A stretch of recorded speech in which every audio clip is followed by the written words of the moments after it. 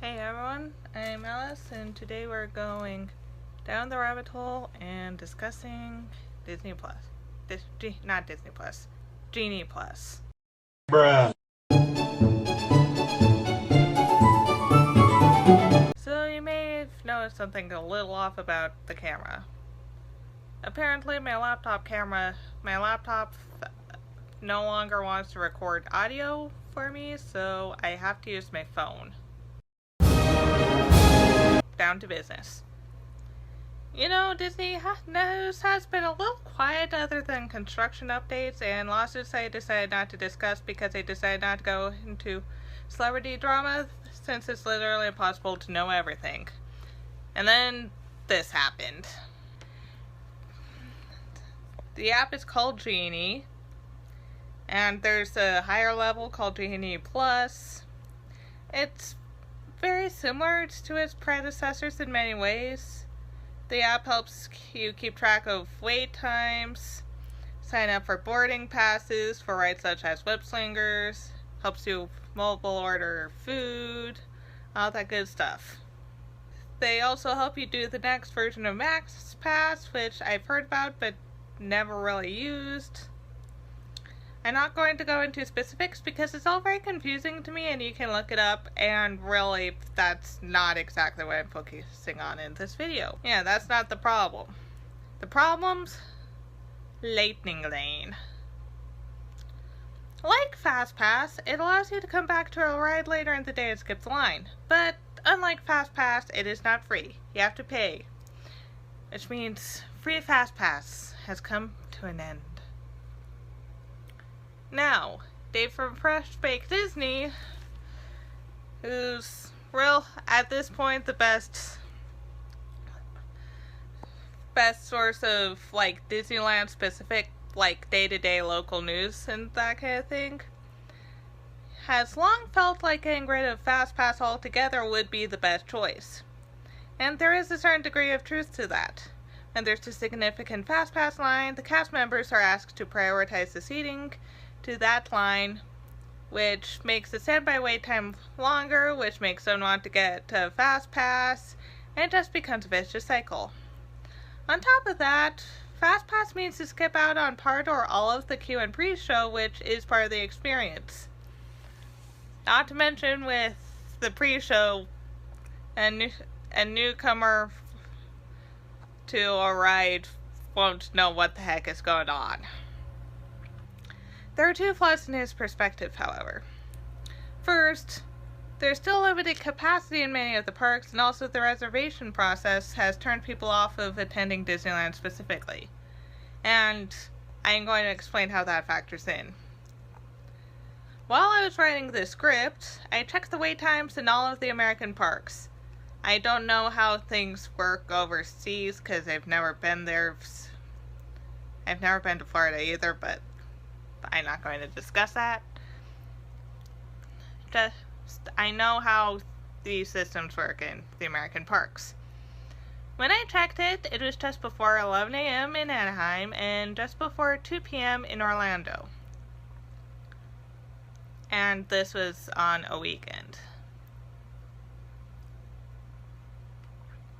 The longest line in the country was 55 minutes for Radiator Springs Racers, which wasn't a shock. Every time I've been on this ride, my party got fast passes as early in the day as they could, and when we came back, there was a wait for fast pass that wasn't much shorter than the standby line was in this instance. Though it is also worth mentioning that two of the three instances where we got fast passes and still had significant wait time, there was significant downtime due to like normal ride breakdowns and also the weather. And the fast pass line is always kept completely separate from standby for this attraction, so I've never seen the queue in real life, so yeah, that is something I would wait just under an hour for, especially if the FastPass line isn't going to be much better. And closely following was Mickey and Minnie's Runaway Railway in Disney's Hollywood Studios. I don't know what the line situation is like over there. Yeah, they were at like 45-50 minutes. The problem, though, is this. Are the waits shorter because Disney has discontinued FastPass for the pandemic openings due to limited capacity and the focus on contact-free transactions, or is it because of the limited capacity? Personally, I think it's the latter. I dare you to try and, even if FastPass is not a thing, I dare you to try to go on Radiator Springs standby during spring break, because I've done that and it sucked.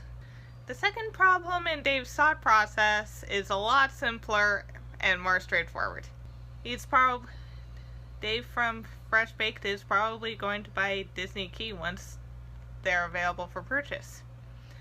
And I can't blame him for that. I would love to get whatever iteration of Animal Pass is being sold at any point in time where I can afford it, which in this economy is not too likely ever.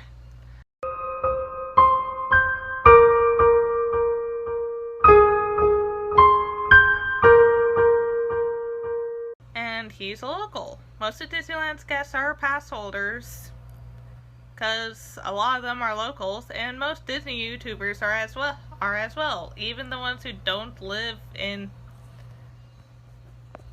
even the Disney tubers that don't live near a park. But here's the thing with pass holders, especially the local ones, like Dave from Fresh Baked is. If you don't want to wait 2 hours for Space Mountain or whatever, just to pull an example out of nowhere, nothing's stopping you from coming tomorrow or next week and renting it then.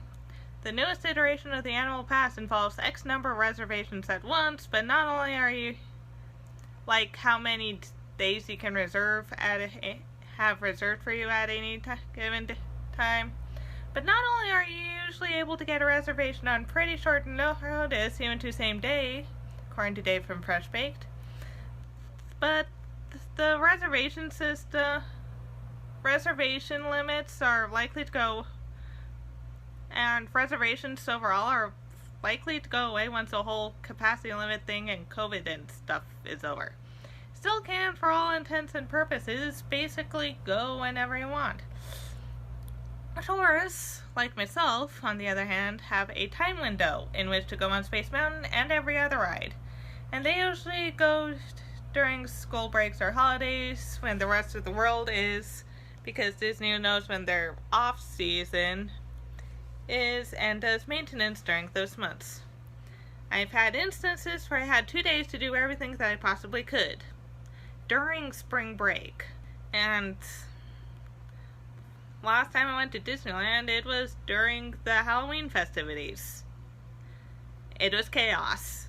It's a good time, but it was chaos. And the weather did not help. And even taking out the whole trip planning element from the equation is just another microtransaction. Every amusement park does those, and we hate it. People are willing to keep coming after annual price hikes because they generally believe it's consistently worth the money. But this is overkill. You guys have enough money.